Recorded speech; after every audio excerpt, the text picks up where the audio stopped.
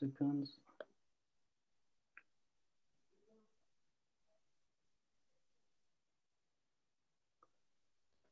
Okay, we are live. Good for you? Okay. Bună seara. Good evening and welcome to our webinar named Post-2020 Romania, a new player on stage. My name is Romanian. I am the co-founder of a newly established French think tank called Créative. It is the first organization in France which focuses specifically on Central and Eastern Europe with the aim of increasing the understanding about this very important region, both for the French civil society and also for the political elite. But today I will try to contradict the stereotypes about French people not willing to speak in English. And in the same time, I will take also the opportunity to encourage you, our English audience, to follow our activities on internet in case you are interested, of course. I'm really delighted to welcome you all to this discussion co-organized by with the Faculty of European Studies of Babeș-Bolyai University in Cluj-Napoca. The idea today is, of course, to talk about the recent general elections in Romania. On December the 6th, Romanians went to the polls for very important parliamentary elections for the second time in less than 3 months, as local elections were already held at the end of September.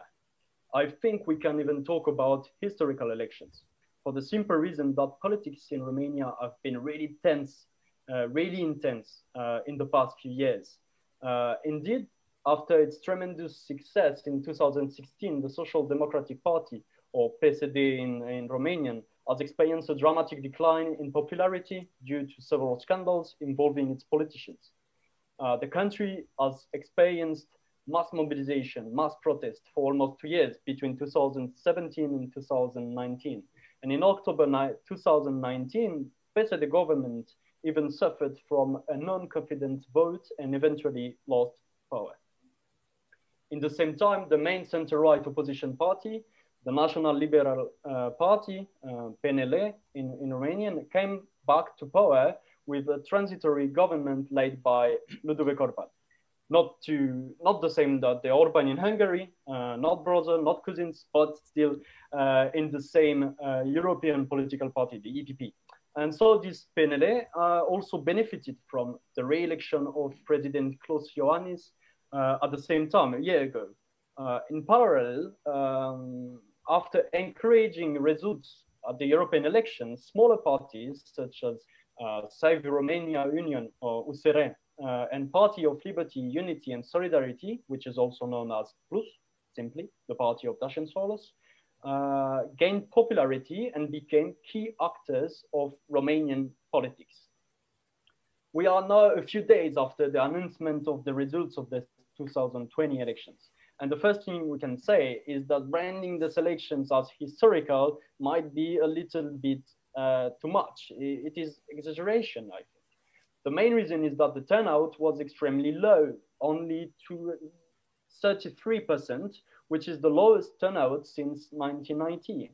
Of course, COVID-19 is one of the reasons, but not the only one. In reality, Romanians did not show a particular interest in these elections, unfortunately. However, the elections indicated some important changes as well. First, PSD has won the vote with 29%, which is a loss of 15 points, which is a lot. On the other side, the Liberals, both PNL with 25% and the alliance between USR and Plus won 16%. And of course, despite less favorable results than expected, which led to the resignation of Prime Minister Ludovic Orban just a few days ago, Liberals proved to be the most important political current in today's Romania. One big surprise has to be mentioned as well, the arrival of the party Alliance for the Unity of Romanians, AURE, with 9% in a country which was seen as one of the last big country in Europe without any extreme right or any Europe-skeptic political parties, major forces at least. Of course, this evidence has to be a little bit nuanced, but still this is the main surprise maybe, at least for Western European media. Finally, some old political figures, such as former President Traian Băsescu or former Prime Minister Victor Ponta, suffered huge losses as the respective parties did not cross the thresholds. So in the end, these results indicate some possible changes, but this is not a revolution in Romanian politics. In the coming days or weeks, a governmental coalition will be more certainly built around PNL, the alliance I mentioned, USR Plus, and another party, which is UDMR, a party representing the Hungarian minority in Romania.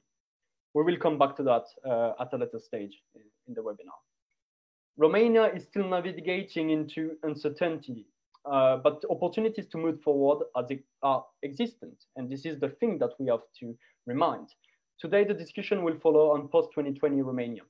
First, our distinguished speaker will give us the analysis of these results. Then our discussion will deal also with the upcoming and numerous challenges that the country is going to face in the coming months, in the coming years. Finally, we will talk also about the place and the role of Romania within the EU almost 15 years after its adhesion in 2007. Also, I would like to remind our audience that you can send us your questions on the Facebook Live, and we will do our best to collect them and to answer them during the webinar. For this discussion, I have the great pleasure to welcome our first distinguished speaker, George Jiglau. George, you are a lecturer at Babeș-Bolyai University, dealing specifically with political systems, electoral processes, and you are also president of the Center for the Study of Democracy, a think tank which is based in Cluj. Welcome, George. Thank you very much for having me, Roman, and hello to everyone watching. Indeed, I'm very glad to be here. Our second distinguished guest is Radu Albu-Comănescu. Radu, you are also a lecturer at Babeș-Bolyai University, specialized in European politics. We can mention also that you recently joined our friends from Visegrad Insight as a fellow, and you are also a member of the board of advisors at Ratiu Forum. Yes, welcome, absolutely. Radu. Thank you, thank you. Well, we are two lecturers, which means that we are going to lecture everyone on the topic of what's happening. It's a pleasure to be here. Pleasure. So in the name of the whole Créative team, I would like to thank you very much for your participation in this discussion, and we can begin. So as I said in this very long introduction, what we want to do first is to analyze the results. And so my first question will be to both of you. Basically, really simply, what is the key lesson you would like to highlight from these elections? Maybe we can start with you, George. Yes, so if we are to think of everything that's happening around these elections, and you highlighted very nicely everything that, I mean, most of the things that are catching our attention after Sunday evening, with all the things we expected to some extent, the surprises. But there's one thing that for me, that's where it all boils down to.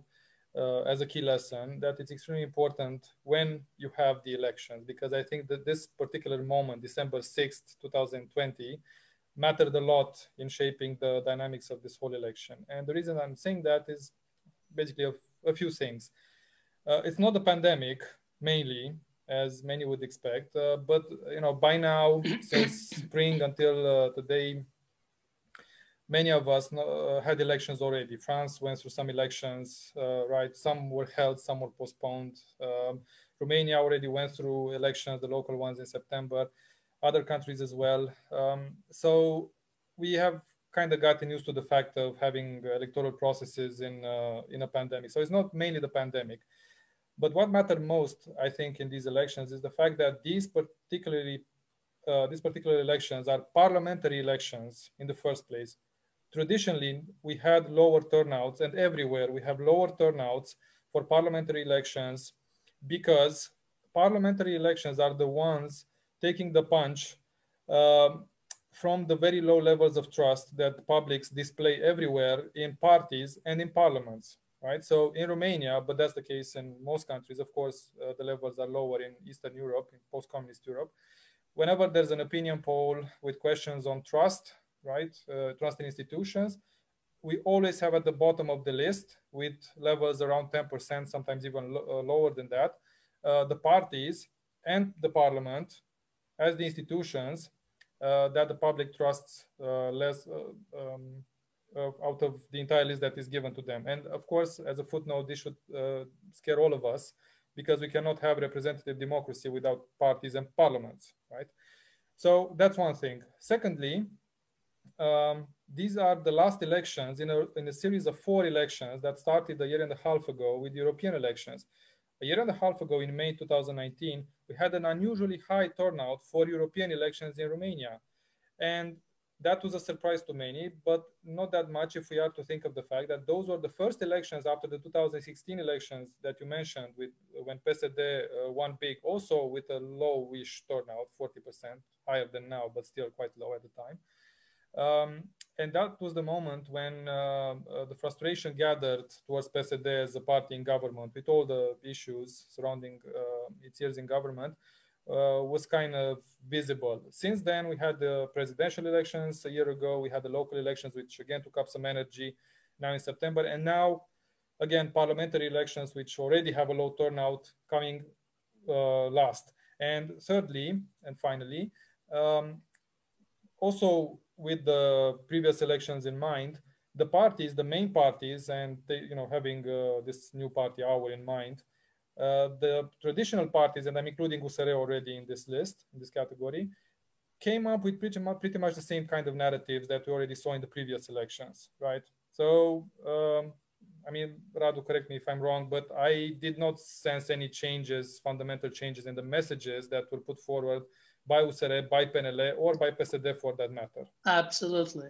absolutely. And I was going to talk about that because you described very well the landscape in the last year and a half of political Romania. And from my point of view, I think that the most important lesson, or the key lesson to what happened, is the lack of political awareness, both coming from the party and the voters. And I would split the voters in civil society, which is more involved, more or less more involved. That means at least more vigilant.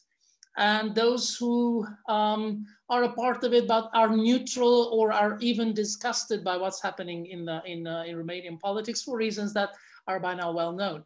So what happened and what led to the situation today is, which is a conundrum in the end, we will see how this evolves, is the fact that the political parties, especially PNL and USR Plus, lost momentum. If you take into account, for instance, the sympathy they enjoyed 1 year and a half ago, it was 45% in favor of the Liberals and of the USR, and the diminishment of today is not just time passing by and people forgetting, as it usually happens.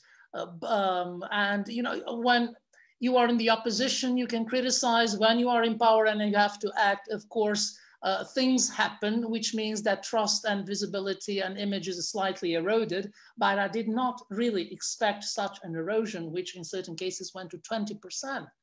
Now, that is something that made me realize that the Liberals and USR were not really prepared to take charge in Romania and actually focus on governance. The problem is that for a long while, they enjoyed the antipathy that was shown to the Social Democrats, and probably considered that this is enough in order to gain power and stay in power and be reliable or responsible, which is not. So it's not enough to ask for people to vote for you because you're not the other one. You have to put something on the table. And that was terribly missing in this election. I did not see a campaign, and I regret it because there were so many things to say, especially with regard to how do we rebuild a country, because we know the economy is not in good shape. Institutions and legislation are left in a very gray area, which is attracting lots of critique. So there is so much to reconstruct, and yet the mobilization was not there. And secondly, from the civil society, it was a bit the same.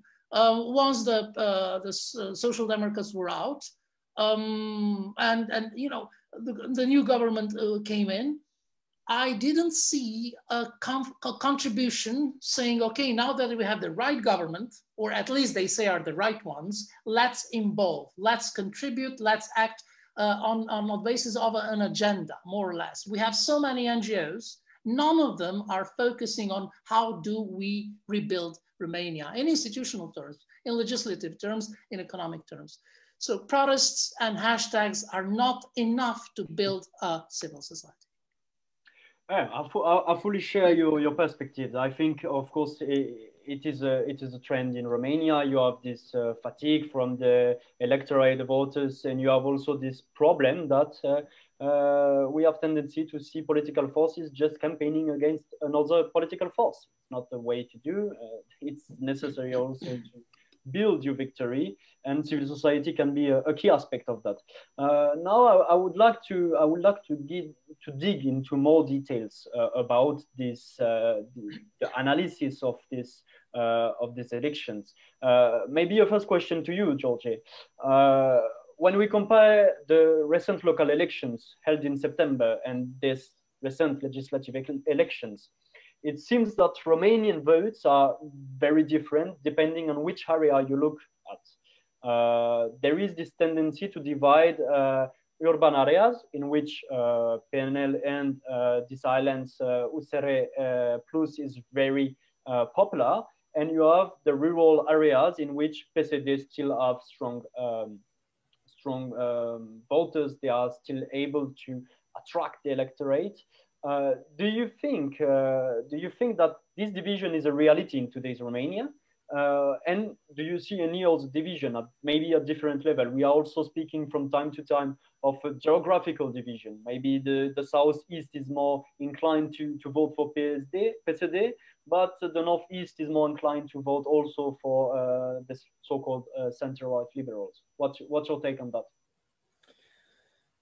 So firstly, when it comes to the urban-rural divide, so we had that for a while, and to some extent, I think it's still in place, but I think it's also changing. So I would say the first moment in the recent rounds of elections we had when what I'm about to say became visible was the 2014 presidential election, the first round mainly between then Prime Minister Victor Ponta and Klaus Iohannis, when there was an unusual or unexpected high number of votes in urban areas for the PSD candidate Ponta, who won the first round with 43% at the time. Iohannis was at 31%, and then there was a switch in the second round.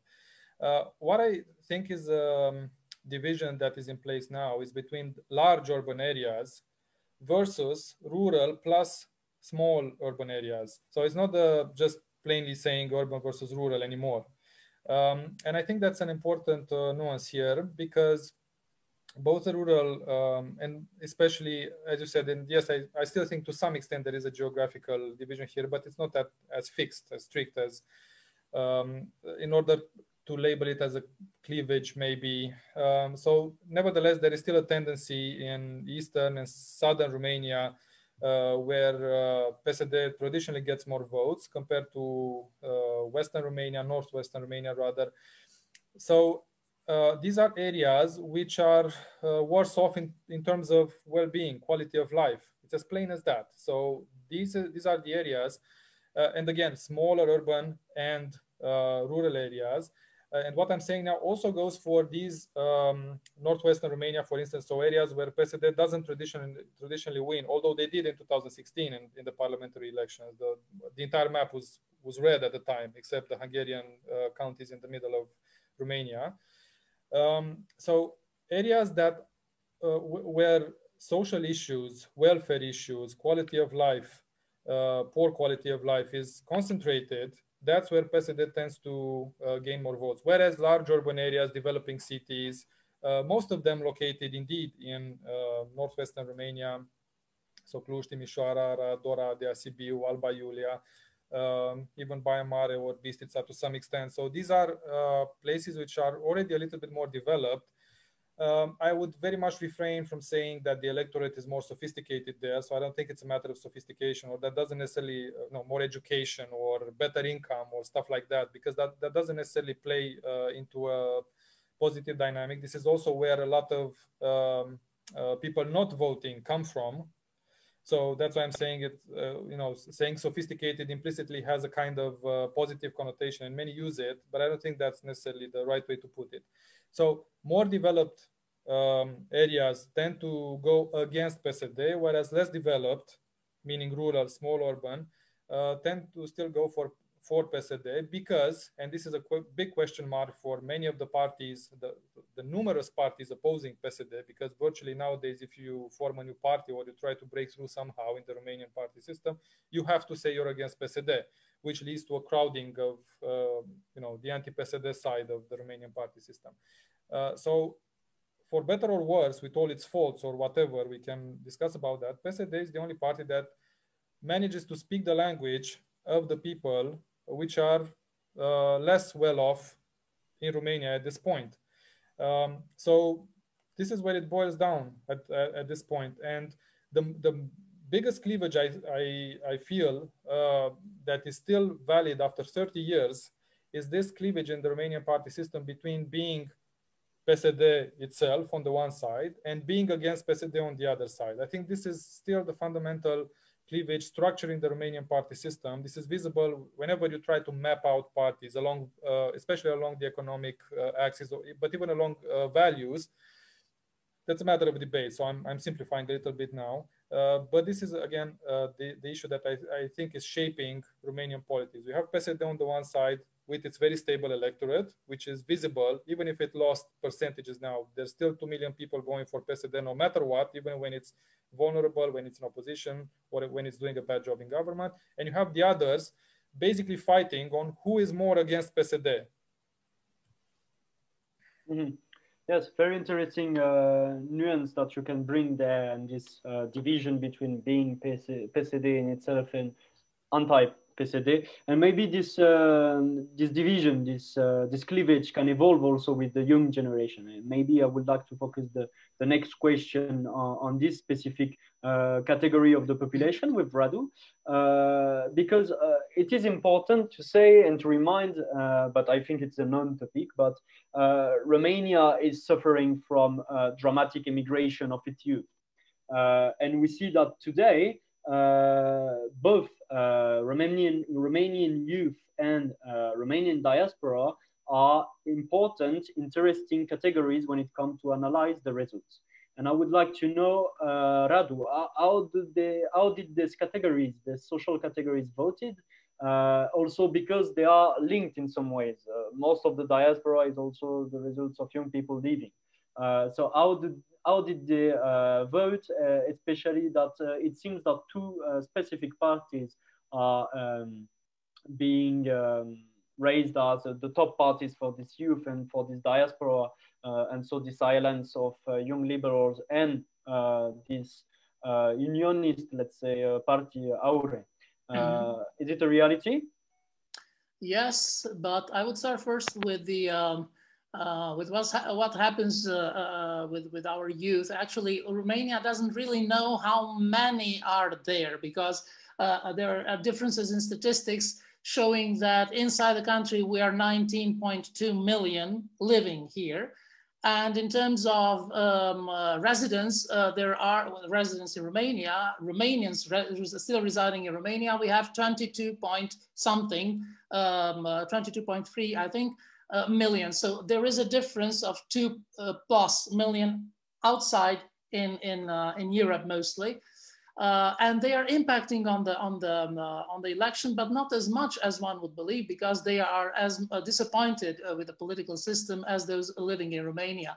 They left from here because they had the same feeling of not being able to fulfill their lives or their destinies, more or less, in the context or in the the structure, social structure, social, cultural, economic structures that Romania offers. We also have to split diaspora into two sides.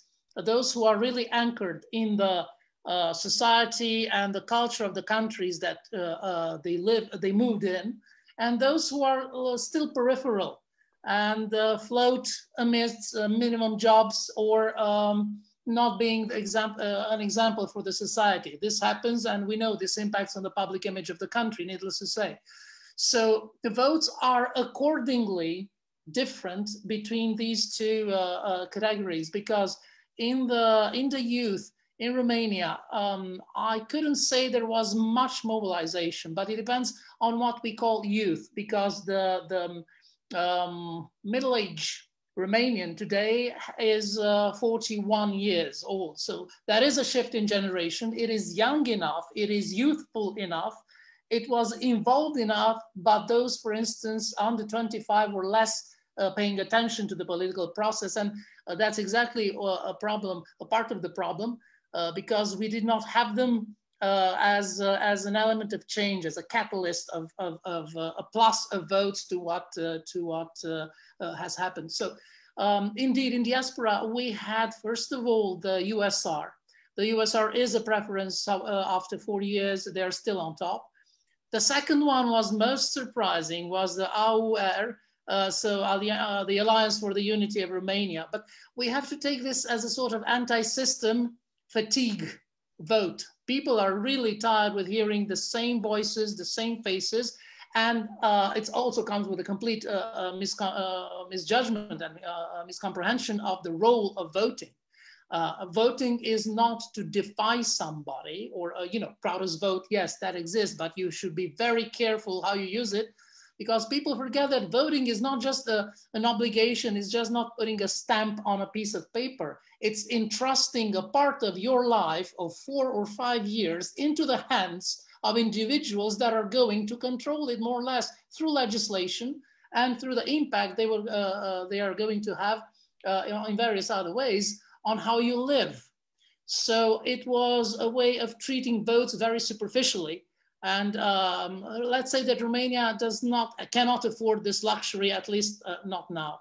And the third party that was still in the preference, roughly the same percentage, more or less, there is a bit of a difference, 1 or 2% in between all, was the Liberal Party. So the three main preferences already took some of the, 3/4 of the political preferences.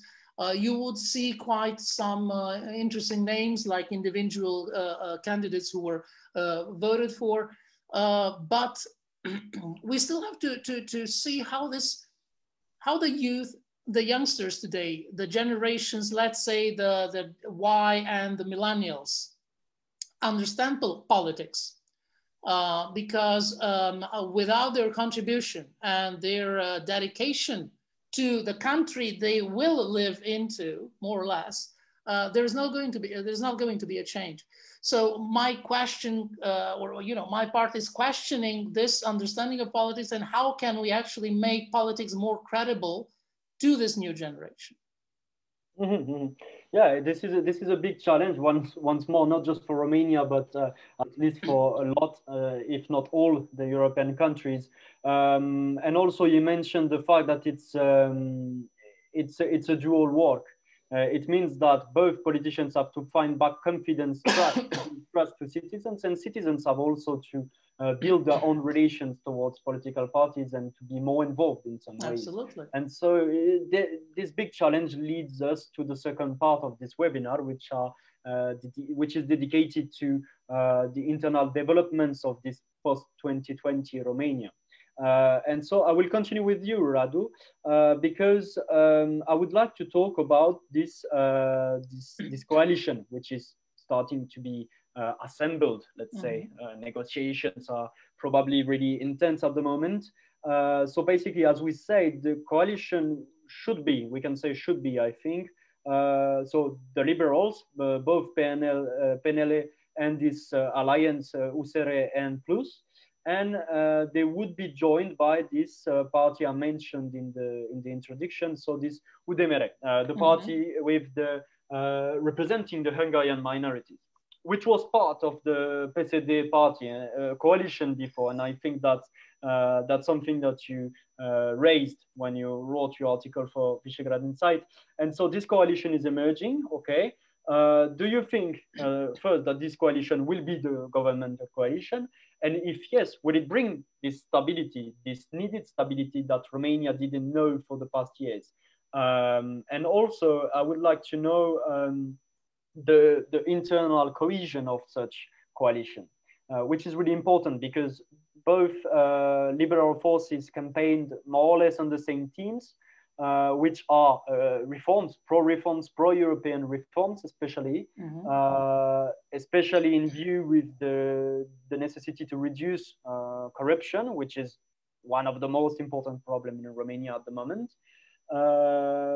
And so we know that it's quite close, but there are still some divergences of views between these parties. So can they come together with an agreement? Can they build together a strategic goal for Romania? Can they build together confidence back? That's something to be seen, you know, in a more or less tragic ways or sometimes surprising ways, because, well, they all agree things have to change, which is good, because in terms of principle, there is a consensus. Now, what needs to happen is those small little arrangements that satisfy the parties involved and sometimes even the personal ambitions of the leaders of the parties, which are crucial. But they have to remember that the country does not have to be sacrificed to their own resumes or their own CVs, because I say it again, we cannot afford this, and not now. So I think that the coalition is going to be stable, at least at the beginning. USR, who was very intransigent last year, up to the point of being told that they really don't know how to govern, how to be a part of the solution, because intransigence in politics and governance is not exactly constructive. When you have, flexible solutions and a flexible attitude is facilitating governance, especially when you work in a coalition. Well, they promise they will behave. Unlike, for instance, Dan Barna, who was the leader and whose resignation was asked for these weeks, he was, for instance, extremely intransigent last year, and this made questions pop out with regard to the possibility of having stability. Now, I do believe they will work for it. And in terms of majority, now after the redistribution of votes of the parties who did not make it into the parliament, I think they will have something like 244 out of 233, which is the necessary to have a majority in our parliament. And if we add to this the support which is likely to happen of the national minorities, because we have 17 national minorities, 18 with the Hungarians, that are granted by constitution a place in the parliament, and therefore you have 17 representatives coming from national minorities. I think they could reach a comfortable majority in order to change what needs to be changed. And what needs to be changed is, of course, starting with the legislation in terms of going back to a more severe legislation on corruption that was modified, as we know, by the Social Democrats. We need to completely review the economy because inflation is high, purchase power of Romanians diminished, the budget is on deficit. What else? Legislation changed many times, and the process of governance in itself for 2.5 years was absolutely hectic, with solutions diverging from one week to the other, and ministers changing and prime ministers changing. It was not a good time. So this has to stop in terms of image and in terms of substance. This needs consolidation. So this is why I think that in order to prove themselves as valid political parties in Europe, as credible in front of the Romanian electorate, they will have to do it. They will have to do it. And it is highly possible that both the president and, let's say, the allies of the president, for instance, definitely the American embassy, who is now very focused on what's happening in Romania in terms of his investments and corruption, will be there to put pressure on the direction that events take in politics. Everybody wants them to be successful, but this has to last. We have 80 billion euros, almost 80 billion euros coming from EU funds for the next years. We have $8 billion to be invested by the Americans in Cernavoda, in the nuclear power plant. We even have this project of building a highway, which is an American project, so it's independent from Romania's ability, or administration ability to involve. It was never successful. So many gates and doors and opportunities are being opened. It would be an absolute shame not to benefit and not to take this opportunity to rebuild the country. Excellent. Thanks for this quite large overview of the challenges, internal challenges for the coming years. George, I would like to focus on a more specific topic, and I would like to thank also Katerina Prescepa from our audience, because she asked quite the same question, and it's about and I didn't mention in the introduction, but you are an expert on ethnic parties politics in Central Europe and mostly in Romania. And so basically we saw that we know that most probably UDMR will be part of a coalition once again. So they are basically seen as the kingmakers in Romanian politics at the moment. But on the other side, so we say the AURE will be also in the parliament for the first time. And we know that Romania is a country in which there are several existing ethnic minorities. So we talked about the Hungarian, correct me if I'm wrong, but it's around 6-7% of the population. You have also some German minorities, and we know that also because we have a famous example who is the current president of Romania, Klaus Iohannis, also the mayor of Timișoara, if I'm not mistaken. Who has been recently elected. We can mention also Roma minorities, Ukrainian minorities, etc. And so with these two tendencies in the new politics of Romania, so UDMR and AURE, do you believe that ethnicity will be a major political topic in the coming months and years? So I would begin the answer to this question on ethnicity and UDMR specifically by saying two things. The first one is actually related to Radu's answer regarding the coalition, and then about this particular position that Hungarians have among the minority landscape we have in Romania. So regarding the coalition, where indeed it is likely that UDMR will participate, I would not, I mean, Radu was not necessarily optimistic when speaking about the coalition, but I would just remind one thing. We didn't have any coalition that began after an election that lasted. So the 2012 USL between PSD and PNL, it broke after less than 2 years, I think. The 2008 coalition between PSD and the former PDL, which is now part of PNL, lasted for about a year. The same kind of grand coalition. In 2004, we had Alianța Da between PNL and, again, PD at the time, which lasted about 2 years and something. So the Democratic Convention back in '96, which again was a famous example. So coalitions that started among parties that don't necessarily love each other, but have to work together. But I would, so this is pretty much the case now between USR and PNL. And UDMR.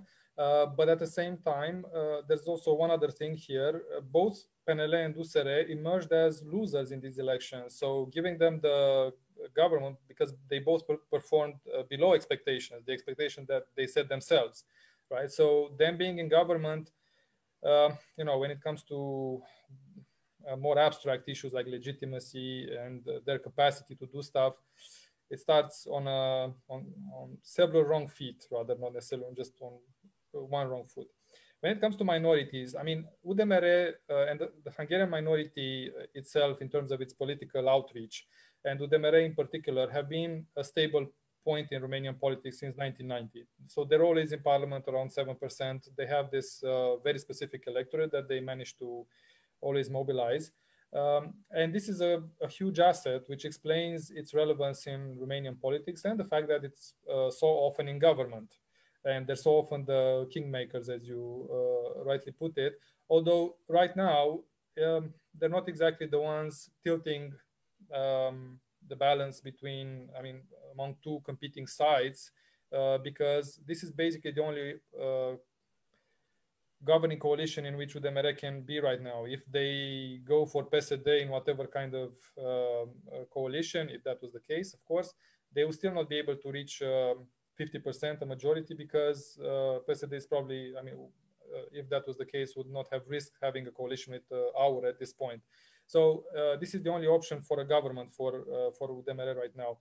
But since you mentioned the German minorities and these examples with Klaus Johannis and the mayor of Timișoara, Dominic Fritz from USR, I think that's an important issue to highlight, the fact that they are all German elected in such important position, including the present one. So Germans are virtually the only minority that have a good image with respect to its relation to the Romanian majority. All the other minorities, including the Hungarian minority, not to mention the Roma, of course the others are quite small, so not that relevant especially from a political point of view, are not that in such a good relation to the majority, and vice versa. So it's a mutual thing that can be debated elsewhere. But I'm saying this because, especially after Iohannis was elected and re-elected, there's this feeling that Romanians are quite open to minorities and to they overcame the issues of the night. No. So we can say that when we're going to elect a Hungarian president or a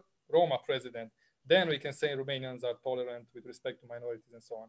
So coming back to the actual question about the role that ethnicity would play now that our is also in parliament. So I don't think it's going to be that different from what we've seen, because the idea that this new party puts forward from an ethnicity point of view, it's not like they were not around until now, right? So especially PSD, we had the 90s, right, when we had the Greater Romania Party and some other parties at the time that were heavily nationalistic.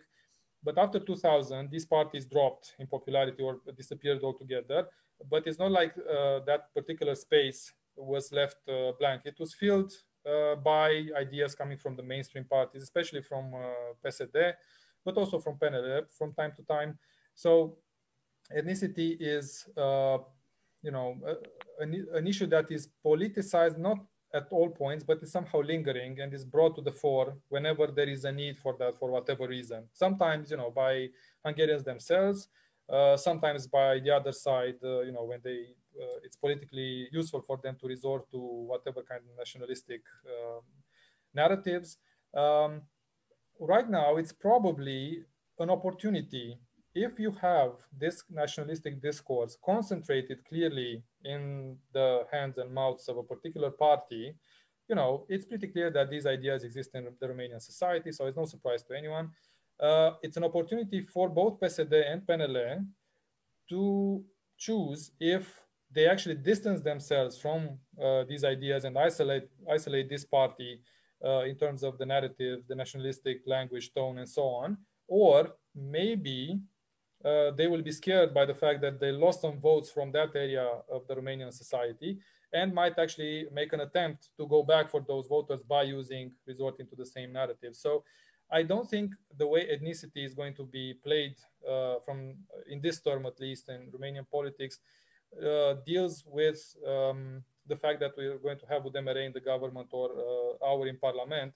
I think it's essentially in the hands of the mainstream parties if they let our be the ones that use these narratives, or if they're going to choose to go back for those the voters that they potentially lost and use the same kind of narratives, but from a greater scene, so to say, because they have, of course, much more influence and visibility. And let's not forget, of course, that our is not going to be in the government, whereas PNL is a big party, will be in the government. PSD is always a big party in Romanian politics. So our is not going to be the one implementing policies. Of course, they might attempt to do stuff from parliament, but they're not in the government. Whereas the other parties, when they resort to such narratives, their influence over the agenda and the policies themselves is much bigger. Yeah, I think it's really important to mention the interactions between Aure and PSD regarding the ethnicity as a societal development. And it leads us quite logically to our third session, or to our third topic, which is European politics, and also, I mean, European affairs and foreign policy, because it can play also there some importance, for the simple reason that PSD is considered as sometimes Eurosceptic. Let's say that it's soft Euroscepticism from time to time, opportunistic Euroscepticism, let's say.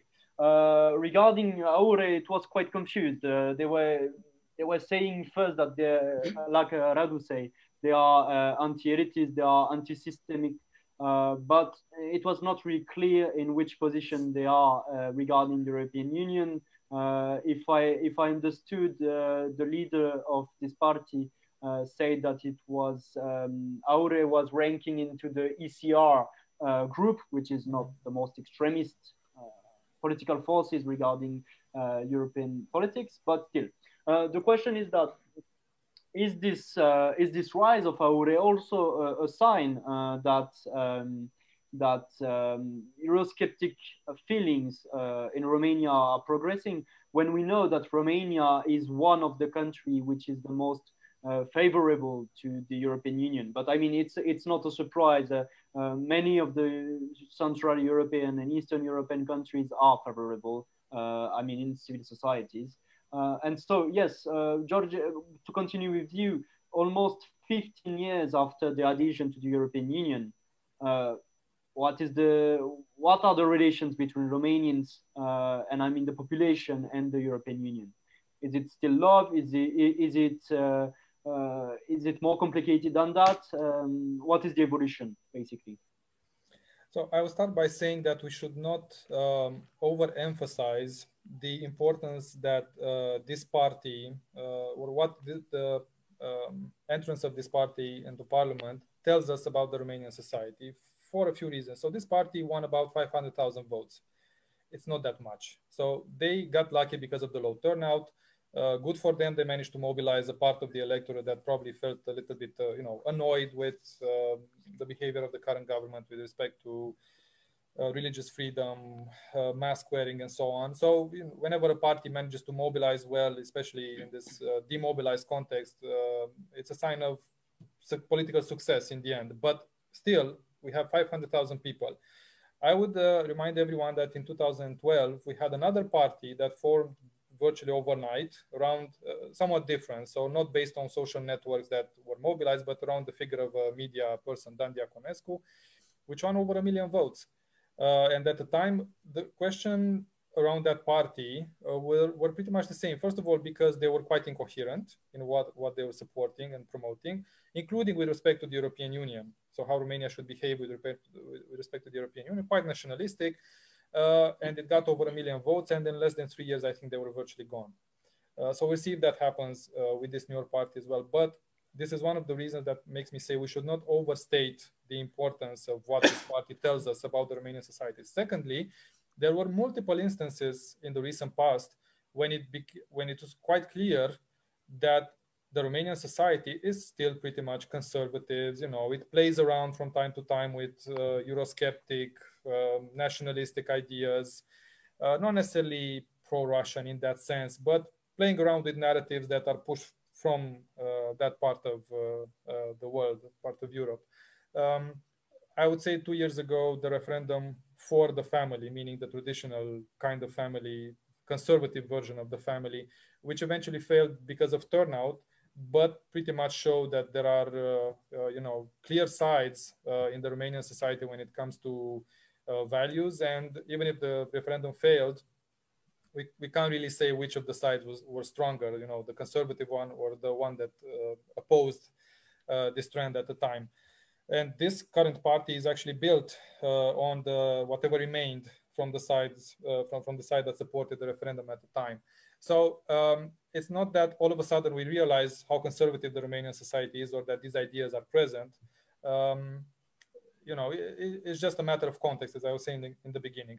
With respect to the European Union in particular, I would say that it is not the same amount of love that that used to exist in 2007 when we joined, and in the years before that, when indeed we had the highest level of pro-Europeanism anywhere in Europe, not only post-communist Europe. However, there is, so I would say the overall majority of the population, and Radu, again, correct me if I'm wrong, but I don't remember recent polling data. We should check Eurostat for that, because they always ask a question on attitudes toward the European Union. But a while ago, there was an opinion poll testing, that was around the Brexit referendum, if Romanians would be in favor of supporting something similar for Romania. And the outcome was pretty clear, majority saying that they would not vote for something like that. Although, just as in the UK at the time, some would prefer to be asked about it, which already opens some windows for ideas to pop in. So in any case, so the relation between Romania and the European Union should be regarded from multiple perspectives, but I would not say that Romania is changing its position with respect to the European Union, not only because of attitudes from the population, but mainly because fortunately, those that are in government and hold the main power to make decisions when it comes to Romania's positioning in its foreign policy and with respect to the European Union in particular, have never been, playing around when it comes to this topic. So the president has always, kept the official line of the state on that track, even when PSD was in government. During the Dragnea years, so in the first 2 years after the 2016 election, it was indeed a little bit more problematic. So Liviu Dragnea was the kind of politician that would say anything that would bring in votes.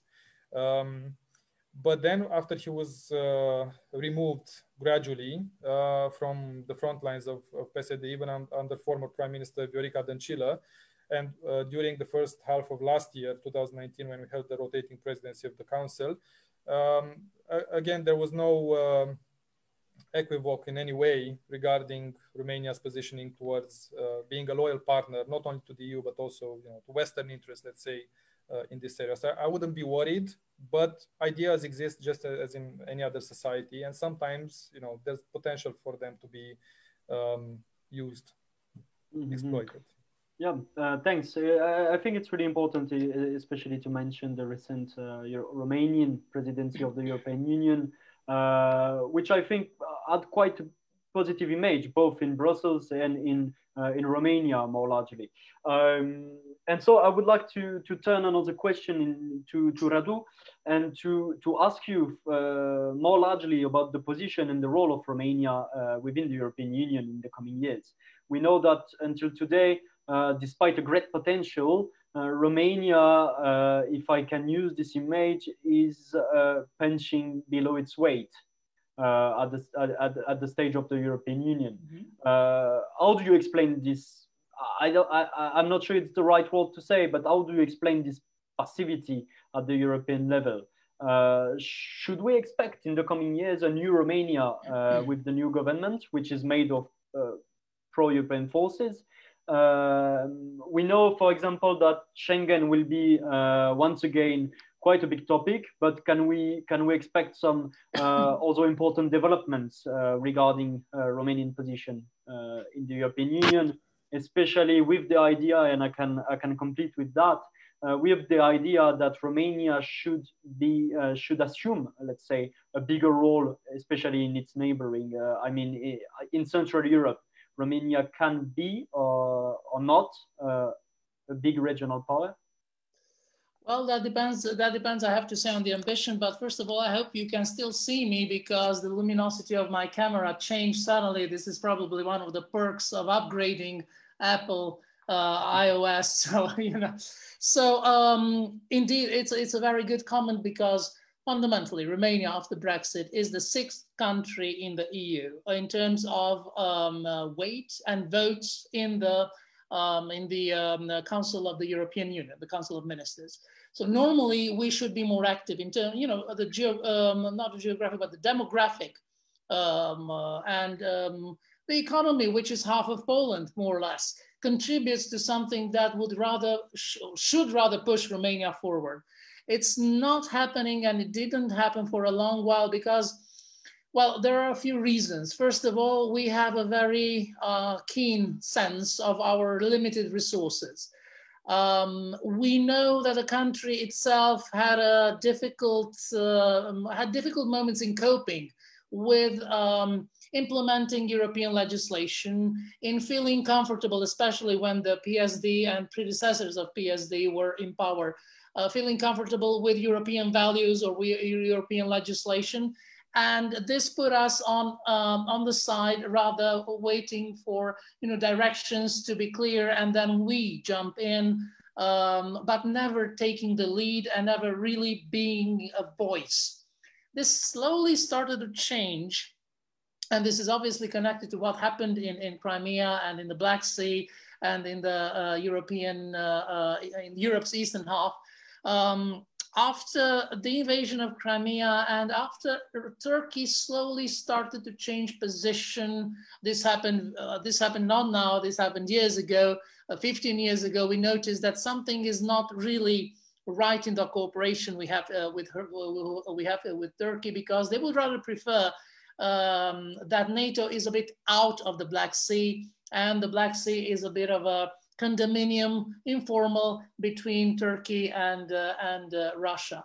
So what happened is that in 2014, for instance, the United States started to think of Romania as auxiliary, not only to their power, but also to NATO at the Black Sea, because Turkey was playing a different position from that moment on.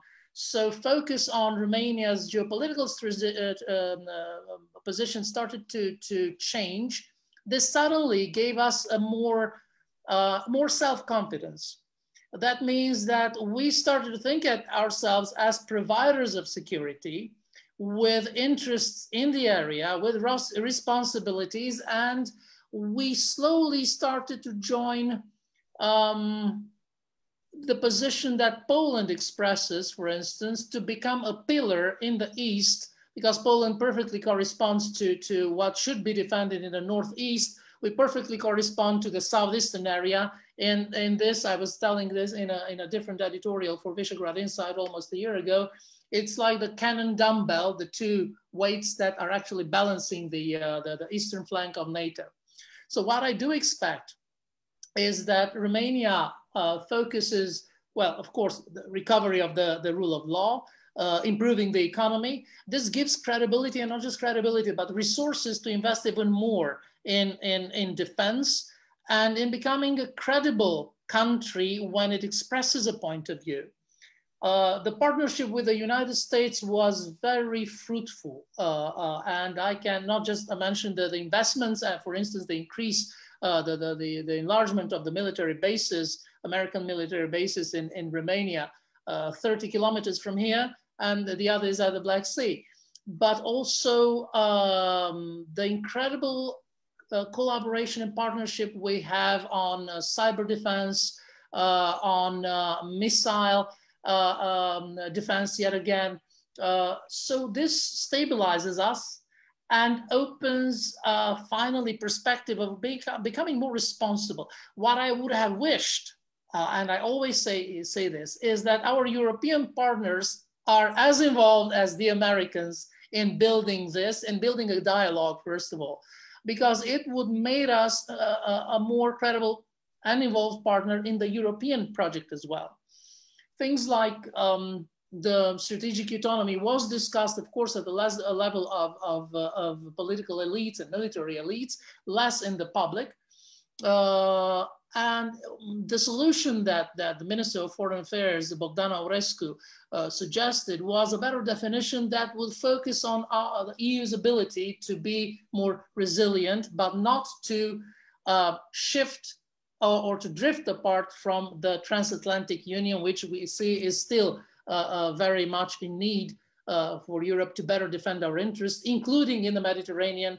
When I say Mediterranean, I might have a different definition from what is given in Western Europe, because our Mediterranean includes the Black Sea. It's a co-system that is related to the Black Sea, and it comprises the Caucasus, Turkey, of course, what's happening in Syria, which means that the EU has to shift a bit focus as well here. So I'm certain that, well, the coalition will continue on this line. What I wish, however, is that we develop and we invite the others to develop a common culture, a common strategic culture. So these are steps to take, of course, and it will last a bit. But I think if we find will, of course, we can find a solution. Yeah, of course, it's really nice, a really interesting input, this way of approaching European politics. And I really think I really share your perspective on the fact that Romania can become a facilitator in the dialogue, in strategic and security dialogue, because Romania knows both Eastern security concerns as well as Southern security concerns. And so this is a really interesting strategic position. And I think, and here I'm referencing also to France, I think we should invest more into dialogue with Romania. But I think we share this concern, Radu. And we talked about that many times. Absolutely. But, it is quite late now in Romania. It's already 8 o'clock. And so I think we should little by little coming to an end to this very fruitful and interesting discussion. And I would like to ask you both the same question and a final question. You can answer really concretely, really rapidly if you want. But basically it's to say that, do you think that these elections will be a turning point?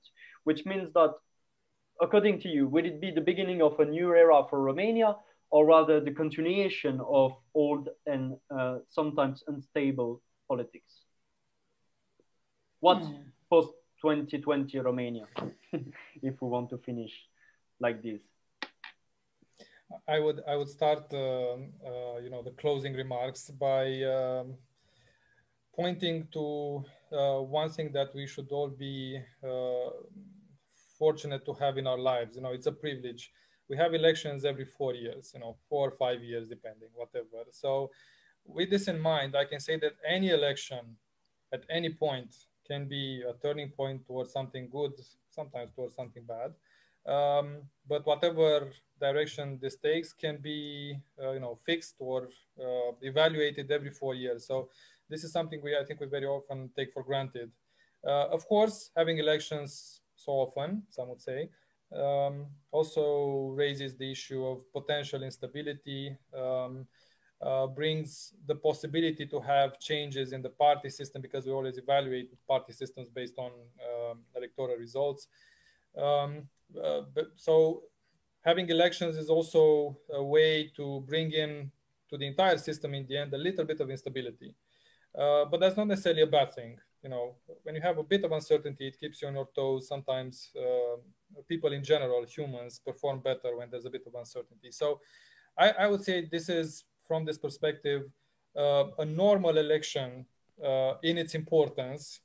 I think we're going to see some interesting developments. For sure, it's going to be a very, very interesting term of 4 years until we have the next elections, especially because in 2024, we have all elections in the same year. We have the European, the locals, the presidential and the parliamentary elections, the super electoral year in Romania. There's indeed in the entire Romanian party system quite a large degree of volatility.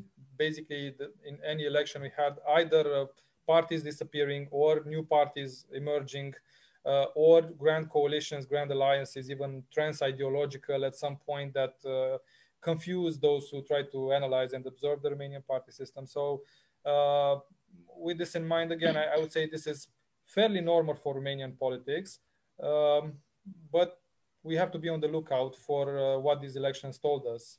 Going back to the start of the discussion, very low turnout, parties like these emerging, and we'll see if they manage to be successful or if these trends will last or somehow be overturned until 2024. Radu? I would like to think, probably as a perspective improvement, that there is something that has a touch of improving, of optimism. It comes with noticing that the new generation is more active. It does have a more powerful impact on the outcome of the elections, even if not the one that we would exigently like to see.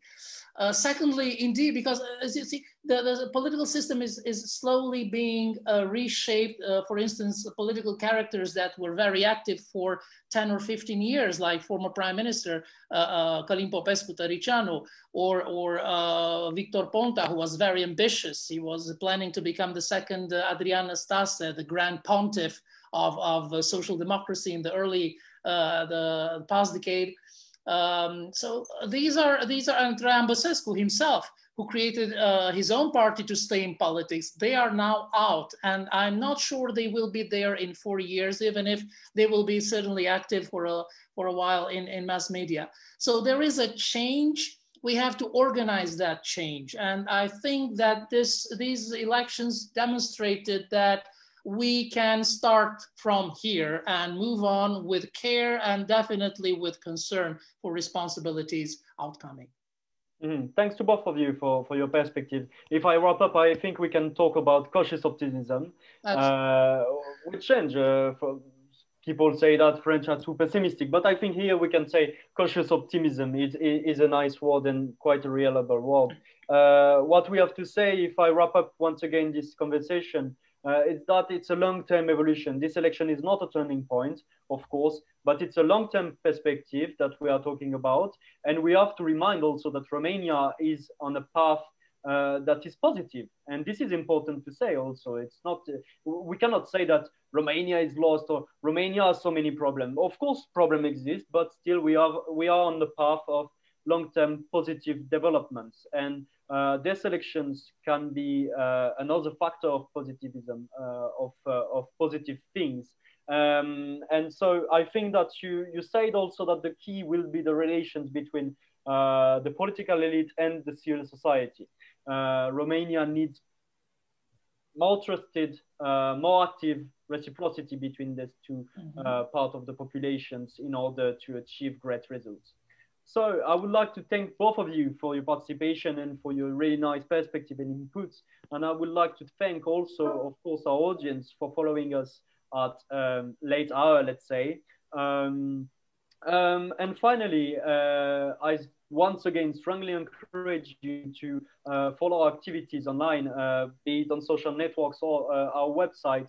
And especially I raise awareness about the initiative we launched quite recently with Radu, which is, yes, let's say young leaders group between French and Romanian called Group Titulescu, in reference of the famous Romanian diplomat, Francophile diplomat also.